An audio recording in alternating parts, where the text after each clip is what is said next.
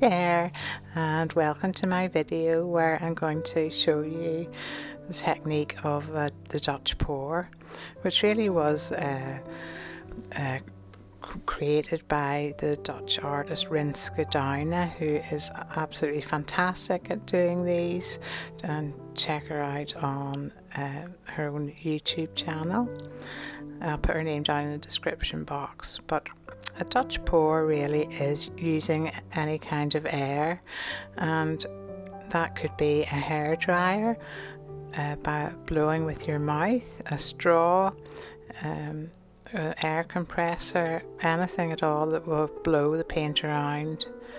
And it is really fun. Well, I find these all great fun, that's why I do them. I can lose myself for hours doing this. So you lay a cushion of paint on your canvas. This is an 8 by 12 inch canvas, and I've just put a white base coat down as the pillow.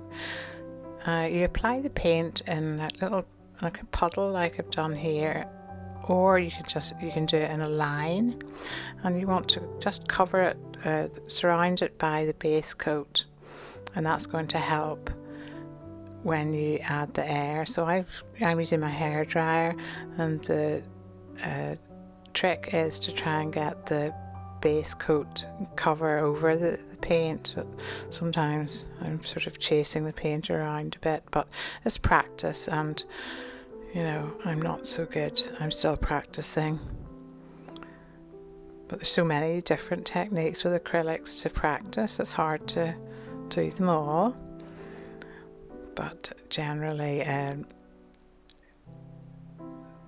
more practice, the better. So I'm just using the hairdryer to push that paint out just to either side, and you tend to get lovely sort of floral leaves and that designs with the Dutch pours, and the cells that are created, because all you're using in this is paint and water. There's no medium at all. I'll put all the details in the description box. It's just paint and water, and it's thinned down quite a lot, up to 50% water to your paint. So now what you can do, if you want to just move a little bit of extra, there's a bit that you're not so happy with, I got my straw and just started blowing a little bit there that I thought I could fiddle around with a bit.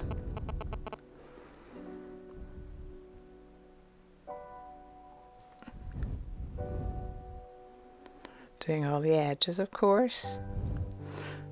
I really love those little cells there that have popped up. It's not the best piece in the world, but I'm sort of happy enough with it.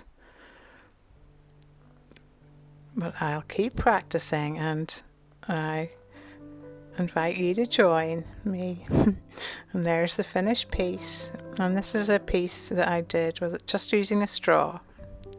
Bye for now.